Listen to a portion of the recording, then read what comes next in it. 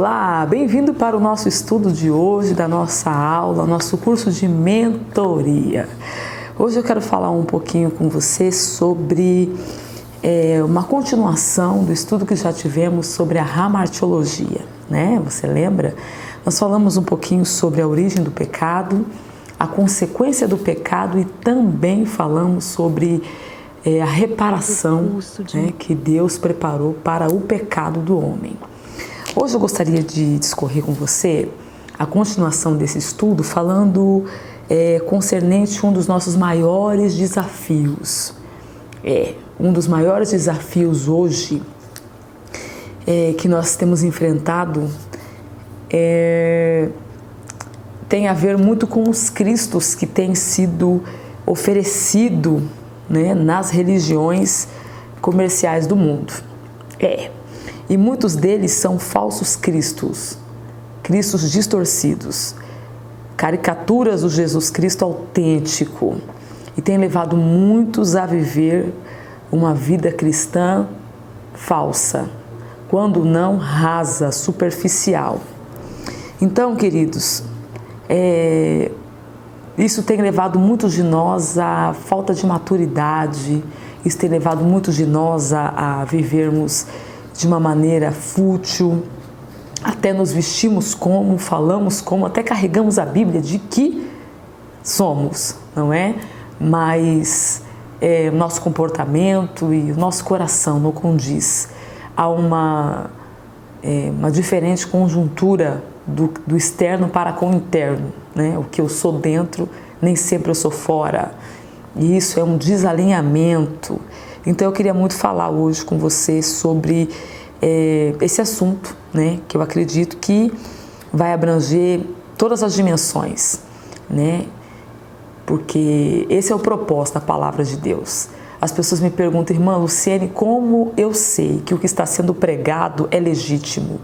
Que o que está saindo lá do altar, ou quando alguém está se dirigindo a mim, usando a palavra de Deus, como eu posso discernir que de fato é Deus falando comigo? E eu digo, a palavra de Deus ela tem que atingir todas as dimensões. Quando Deus fala, Ele exorta, Ele corrige, Ele edifica e depois Ele consola. Não pode haver apenas uma coisa, não é? Deus, quando Ele fala, Ele atinge todas as dimensões. Isso é a altura, a profundidade, o comprimento e também a largura, que vem por essas 4 palavras que eu acabei de dizer: exortação, correção, edificação e então consolo. Então, queridos, nós vamos olhar aqui agora sobre esse estudo e nós vamos falar um pouquinho sobre essa vida de aparência que tem levado muitos de nós ao pecado. E muito de nós, quando falamos de pecado, nós precisamos entender, não é? Eu não sei se você já teve essa aula, se não, você, por favor, procure com a nossa secretária para que você possa, então, ter acesso a essa primeira aula sobre a hamartiologia, que nós já falamos, né? Iniciamos falando. Então, hoje eu quero concluir com você sobre os 4 estágios, né, do pecado. Porque existem pessoas que dizem, não, para Deus não existe pecadinho nem pecadão. Isso é um erro. Porque a Bíblia nos mostra que não é exatamente assim. Então, existem 4 estágios que nós chamamos de pecado. Você sabe, né? O primeiro é o pecado. Pecado quer dizer o quê? Errar o alvo, não é? Errar o alvo.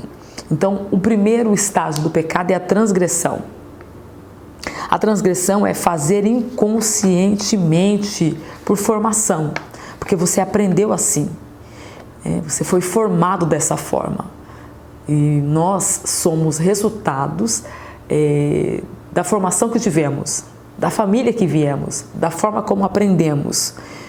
Então, se você aprendeu assim, até que haja, né, a luz da palavra de Deus, né, muitos de nós, seres humanos, nos tornamos cegos. Mas quando a palavra de Deus entra, o homem então se torna conhecedor dos seus atos, não é? As coisas ficam de forma mais clara. E por isso que a Bíblia diz que Deus não leva em conta os nossos pecados pela ignorância. Embora continuamos a ser reféns deste pecado, né, desses atos. Mas olha só o que está escrito em Atos dos Apóstolos, capítulo 17, versículo 30. Mas Deus não leva em conta os tempos da ignorância. Manda agora que todos os homens em todo lugar se arrependam. Porque através da palavra de Deus, né, existe então agora essa iluminação, né, nos corredores mais escuros das nossas emoções e dos nossos erros, dos nossos atos, né, das nossas ações. Então agora a gente tem um arrependimento e aprendemos na aula de soteriologia que não apenas o homem pode se arrepender, não é? Mas ele precisa se converter, porque o arrependimento ele precisa de não apenas lágrimas, mas uma mudança dos seus atos. Então é um estágio de níveis de pecado, é a transgressão. E o segundo estágio do nível de pecado que a gente aprende na hamartiologia, e estamos hoje aqui para falar sobre isso, é a iniquidade. A iniquidade, queridos, é o pecado premeditado. É o pecado premeditado que se torna multidão de pecados, pelo acúmulo, sabendo que é errado, e então nós continuamos fazendo. E esse aqui tem consequência. E destrói não só apenas a nós mesmos, mas a nossa prole, a descendência. Se não houver um arrependimento genuíno, a desgraça será perpetuada. Né? Nós vemos isso em Mateus 7, 23. E então lhes direi abertamente, nunca vos conheci. É Jesus dizendo para aqueles que vão falar, mas eu fiz obra no seu nome, eu realizei maravilhas. E ele então vai dizer, apartai-vos de mim, vós que praticais a iniquidade. Não é? É acúmulo de pecado. Você sabia que era errado e você continuou praticando. Né? Muitos premeditam. Não, eu vou fazer, depois eu peço perdão. Nós temos o exemplo de Davi. Deus amava Davi, querido. Davi era um homem segundo o coração de Deus. Mas quando ele cometeu aquela abominação, ou melhor, aquela iniquidade, não é? Porque já era o acúmulo. E foi premeditado, ele sabia que ele não podia, né? Davi já tinha um harém de mulheres, ele já tinha 8 esposas quando ele desejou Betseba, né?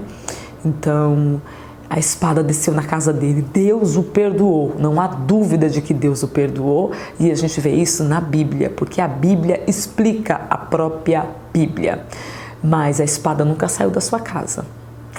Tanto é que depois de morto, a desgraça ainda continuou dentro da sua casa. O filho Salomão matou seu irmão Adonias, né?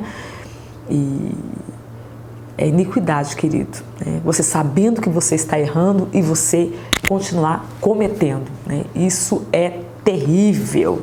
Então é um estágio de pecado. E o outro, a abominação.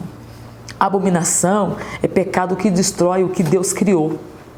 Como o homem se torna, né, e deseja se tornar e se torna mulher, e a mulher que se torna homem. Isso para Deus é abominação. Como também o difamar o corpo. Está escrito isso na Bíblia, em Romanos 1, 20, 32. Né? Se você ler todo o capítulo 1 do livro de Romanos, da carta do apóstolo Paulo aos Romanos, você vai ver ali a partir do versículo de número 18, né, Deus falando acerca dessa abominação, desse estágio, né, desse estudo profundo da hamartiologia, nesse estágio, a abominação, né, que os homens, conhecendo o Criador, não honraram como Criador, mas quiseram fazer de Deus criatura, e honraram mais a criatura do que o Criador.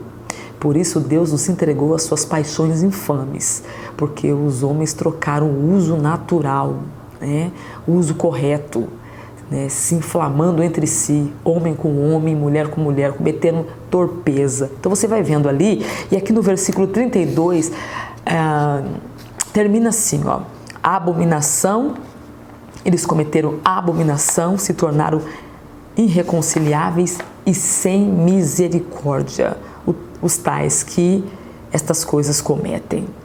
Você já viu a Bíblia alguma vez dizer que Deus não tem misericórdia? Pois é, está escrito aí, ó, leia e você vai ver, né? Esse texto é muito forte.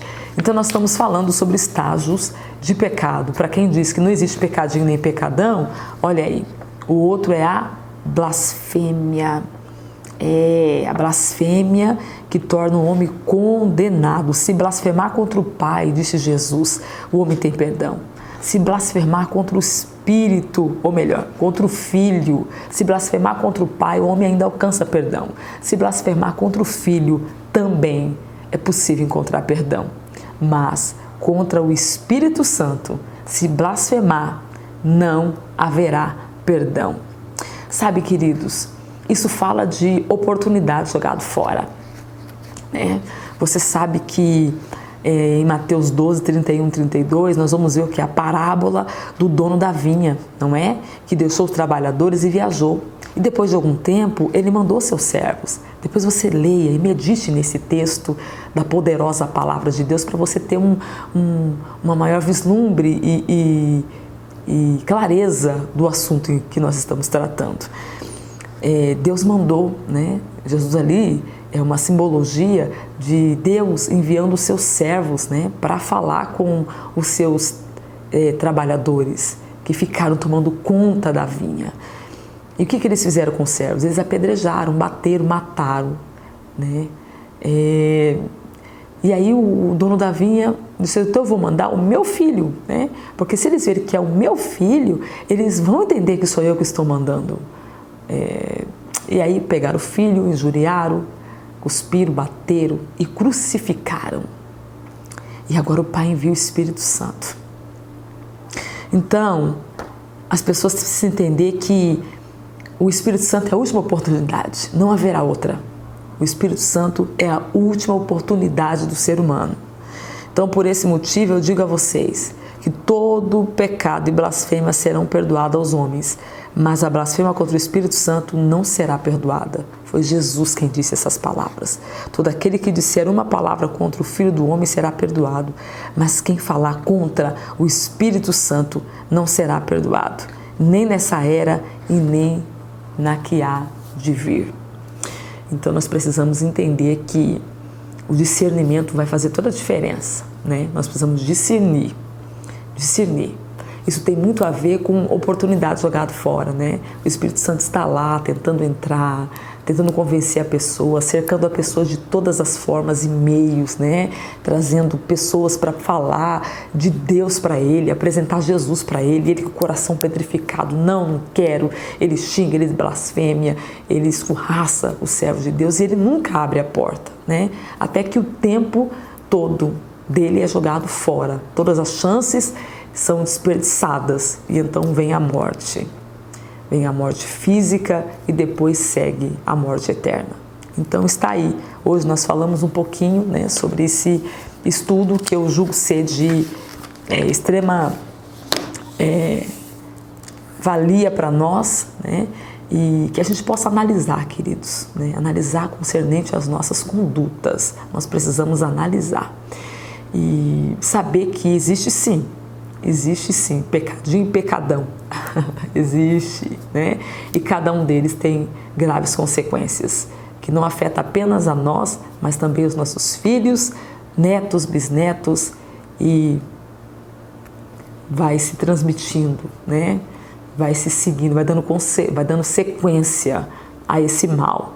Por isso eu digo, nós temos que analisar nossas condutas e pedir para que o Espírito Santo nos ajude, para que nós não vivamos, né, erroneamente, né, achando que porque nos vestimos como, falamos como, nós já estamos garantidos, não é? Nós precisamos. O apóstolo Paulo diz que se o homem analisar a si mesmo, ele não seria condenado com o mundo, né? Se o homem julgar a si mesmo, ele não seria condenado com o mundo. Então nós temos que nos analisar, tá bom?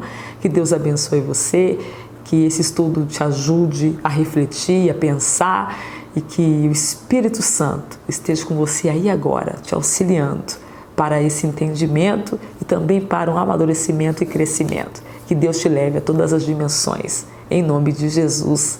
Deus abençoe e parabéns pela sua aula. Até a próxima aula, gente.